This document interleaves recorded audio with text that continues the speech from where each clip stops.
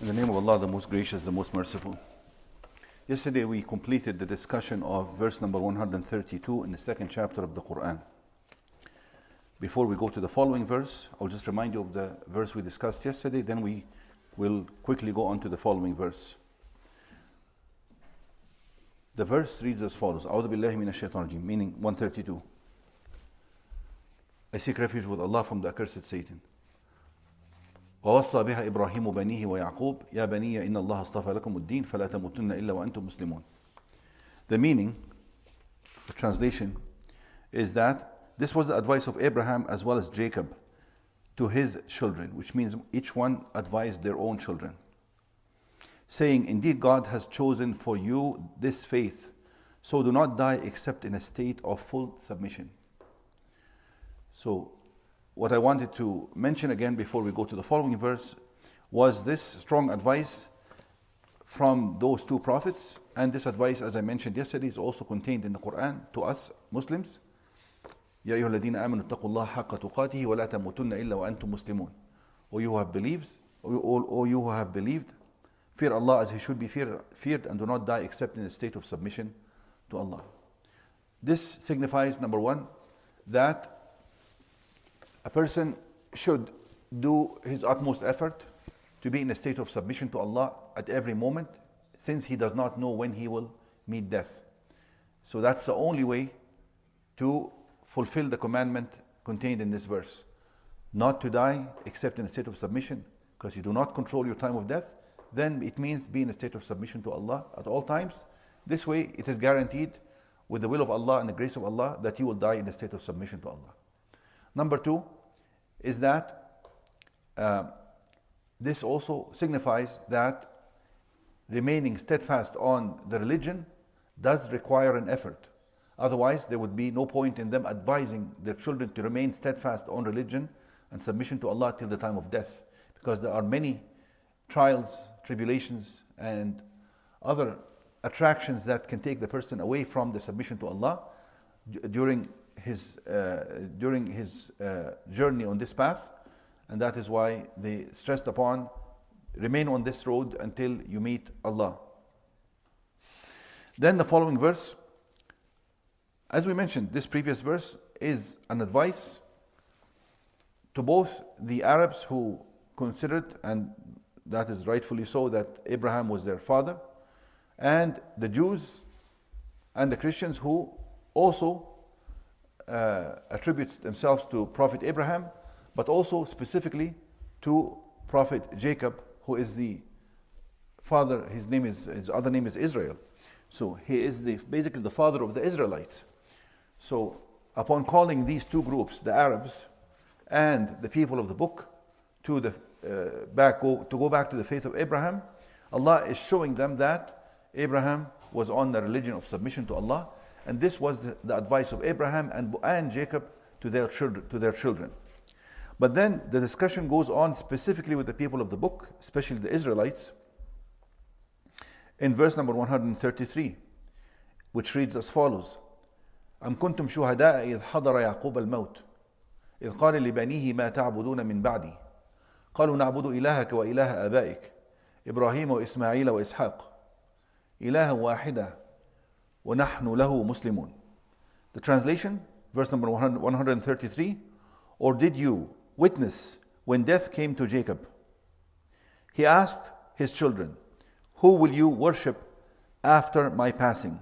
They replied, we will continue to worship your God and the God of your forefathers, Abraham, Ishmael, and Isaac, the one God, and to him we will all submit.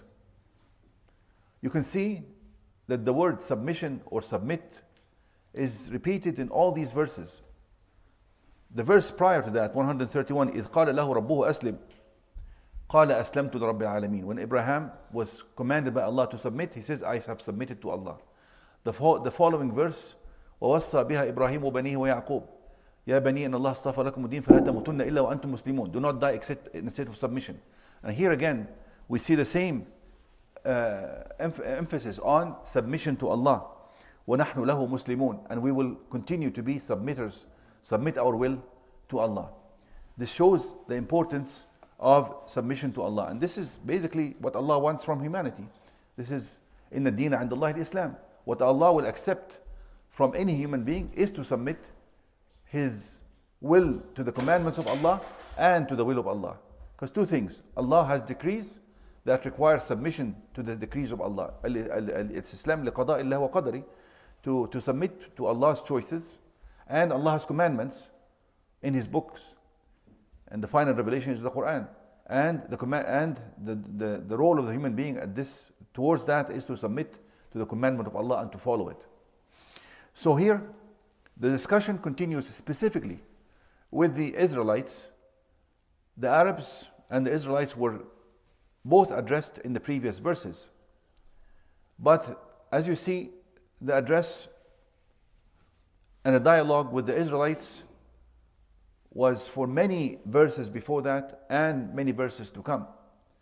And scholars say about this that if somebody has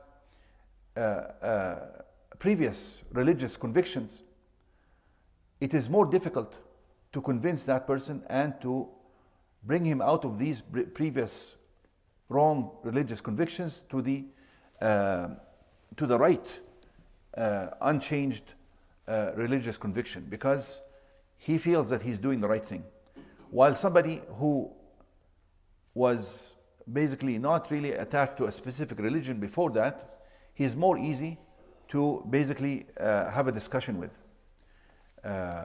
He's not so much attached to these previous convictions, so it's easier to start with him. But when somebody has previous convictions that are wrong, you have to first convince that person that what you believe in is wrong, what you're doing is wrong, and then take him to what is right. And that is why the discussion with the Israelites continued more. Here in verse number 133, Allah is saying to them, or were you witnesses when when death came to Jacob and he advised his children, or he asked his children? So here Allah is basically the link between this verse and the previous verse, which showed that Jacob actually advised his children to be submitters to Allah. Allah is calling upon the Israelites and the people of the book in general, whether Jews or Christians, telling them, do you have any objection to the fact that Jacob advised his children to submit to Allah's will? Do you have any other knowledge different from that? Or were you actually witnesses? Were you actually alive at the time when Jacob gave that advice to his children? The meaning is that you cannot really argue with what Allah is saying here, because you do not have well documented knowledge about the advice given by Jacob to his children. And at the same time, you yourself were not present at the time to argue with what Allah is saying here. So Allah is saying to them, so were you actually witnesses to qualify to object to the previous verse that indicated that he advised his children to submit to the will of Allah? Or did you witness when the death came to Jacob, he asked his children, مَا تَعْبُدُونَ مِن بَعْدِي? Here it is translated as, who will you worship after my passing? The word ma is different in Arabic than asking man ta'buduna min ba'di. If he had asked them man ta'buduna min ba'di, meaning that who will you worship? But when he asked them ma ta'buduna min ba'di, it has a different significance in Arabic. It means that what are the attributes of the God that you will worship after me? This is important, because if you ask all the people of the book, if you ask the people who claim that they are given a book from Allah, they will all tell you that we worship Allah, the one God. If you ask Muslims, we say, of course, that we worship the one God, Allah. If you ask Christians, they will also say they worship God. If you ask Jews, they will also say that we worship God. And other religions will also say the same. But when you actually look at the details of whom they are worshipping, you will find that the attributes and the description of the God that they are worshipping is different from the God that you are worshipping. And that is why Prophet Jacob, peace be upon him's question to his descendants was very specific.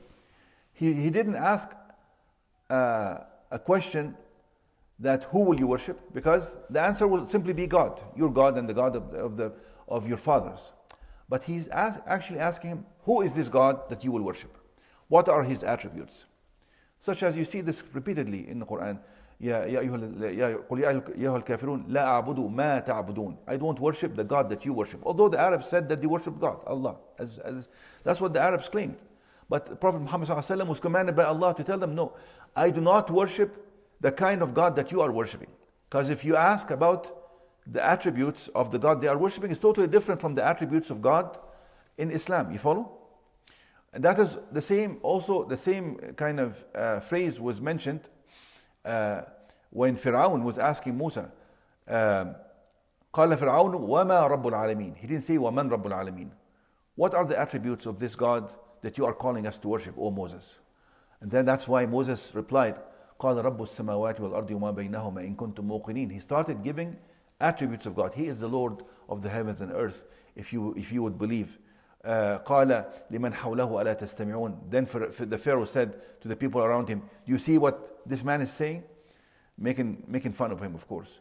And then Moses continued. It says, قال ربكم ورب آبائكم الأولين. He is the father. He's your father of everybody in front of him, and the father of the generations prior to. So he's the God. He's your God and the God of the generations prior to that. And then قال إن رسولكم الذي أرسل إليكم لمجنون. He says, look, the prophet that who was sent to you is nothing but a crazy person. Then Moses replied again, قال رب المشرق والمغرب وما بينهما إن كنتم تعقلون. He says he is the Lord of the east and the west, only if you would reason or would you understand. So basically, ما تعبدون من بعدي, who is this God that you will worship? Because as I mentioned, yes, the Christians claim that they are worshiping God, but at the same time, they claim that Jesus is his son, and the God that we worship does not have a son. Or they claim that Jesus has divine attributes, and we say that no one has divine attributes except the one God. Also, if you ask the Jews, who will you worship? They say, we worship the one God. But if you ask them, what are the attributes of that God? You see in their books certain attributes that do not befit the God that we worship.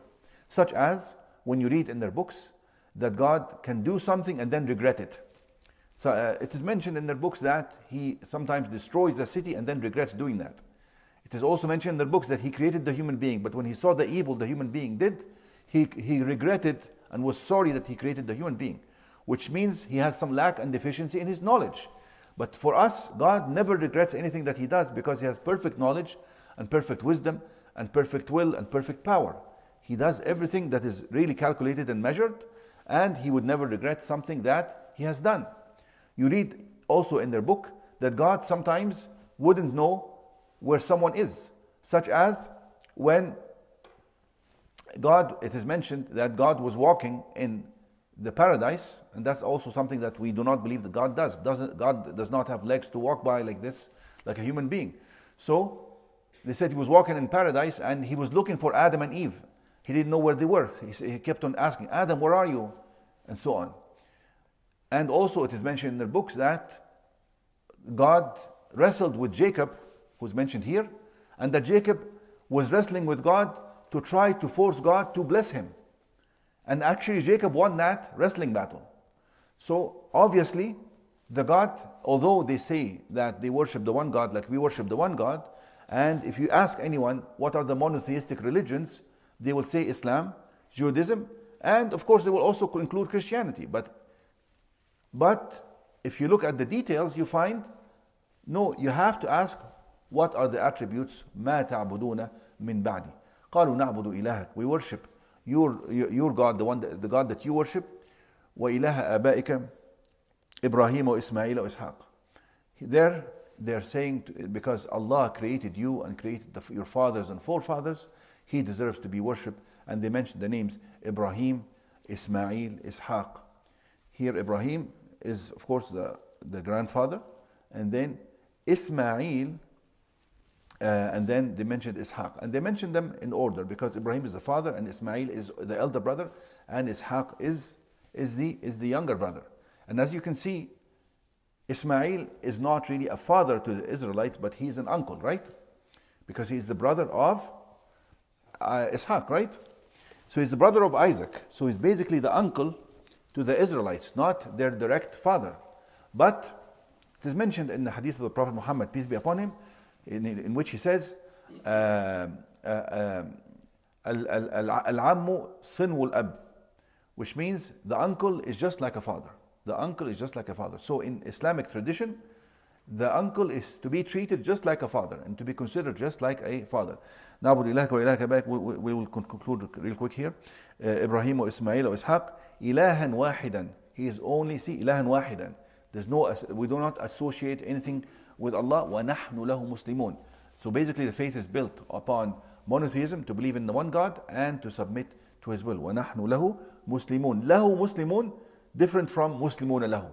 When you say لَهُ مُسْلِمُونَ, means we only submit to Him and to no one else. Just like when we say إِيَّاكَ نَعْبُدُ وَإِيَّاكَ نَسْتَعِينُ, we only worship you and we only seek help from you. You follow? When you put the object of the verb first in Arabic, that means you're making that verb exclusive to that person.